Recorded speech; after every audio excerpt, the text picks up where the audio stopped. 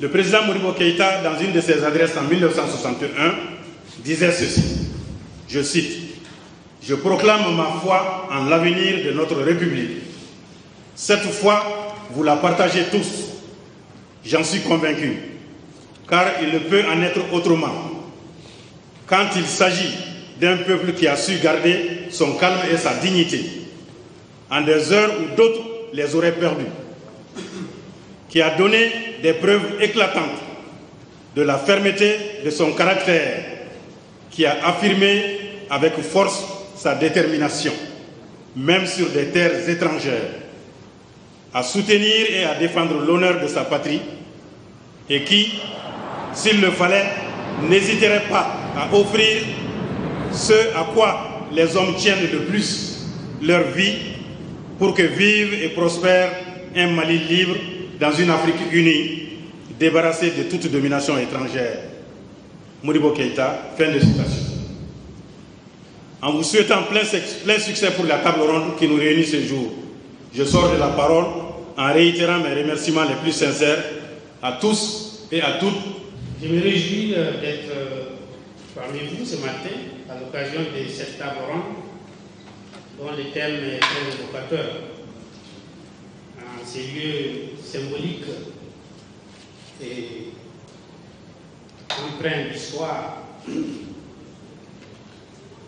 je voudrais dire que en ces temps où certains ont tendance à supprimer l'histoire,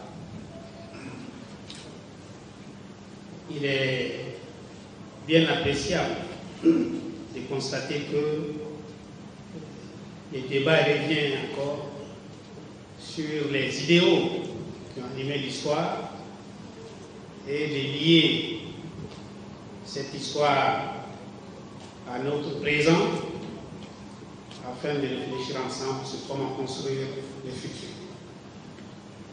Je dis ça parce que il y a souvent des tentatives de nous imposer un début de l'histoire du Mali. J'ai souvent rencontré des collègues d'ailleurs qui nous disent « Ah oui, quand vous voulez bien comprendre ce qui se passe au Mali, il faut l'étudier à partir du royaume Bambara de Sékou. » Donc on met la croix sur tous les restes et l'histoire du Mali commence à partir du royaume Bambara de Sékou.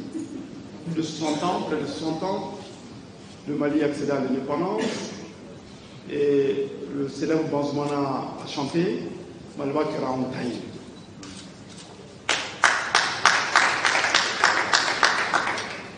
C'est le lieu aujourd'hui de saluer solennellement la mémoire et de témoigner toute notre gratitude aux pères de l'indépendance, à ceux et celles qui ont lutté pour qu'on soit aujourd'hui à ce niveau.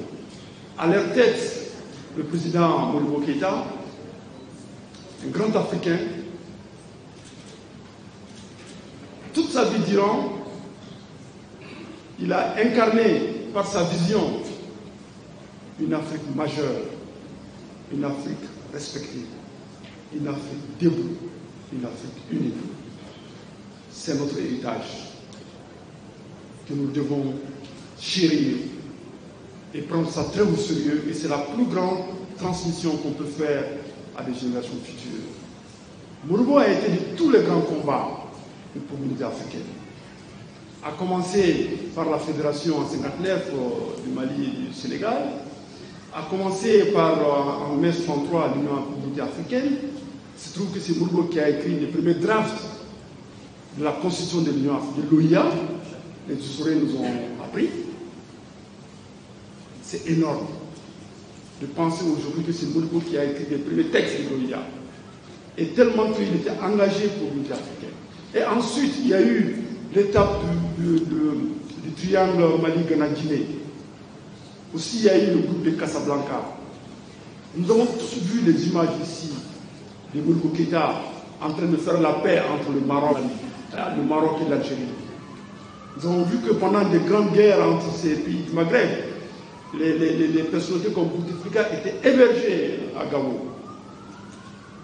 Mais quand on voit tout ça, Modibo son message légendaire à son ambassadeur en Angleterre, qui a insisté auprès de la reine d'Angleterre, soit de recevoir notre ambassadeur en tenue traditionnelle ou bien de rentrer de retourner au Mali. C'est un message fort, la symbolique est très forte. Nous sommes héritiers de tout ça. Qu'est-ce qu'on fait avec ça aujourd'hui? Donc c'est pourquoi nous, Maliens, on ne doit pas baisser, on doit penser à ces valeurs-là, et donc qui nous ont précédés. Mais quelques années, 60 ans après, lorsque les circonstances historiques se sont présentées, le Mali encore revient pour mettre sur les fonds baptismaux la Confédération des États du Sahel, avec à la tête le général d'armée, le président du Mali, Assimi Goïta.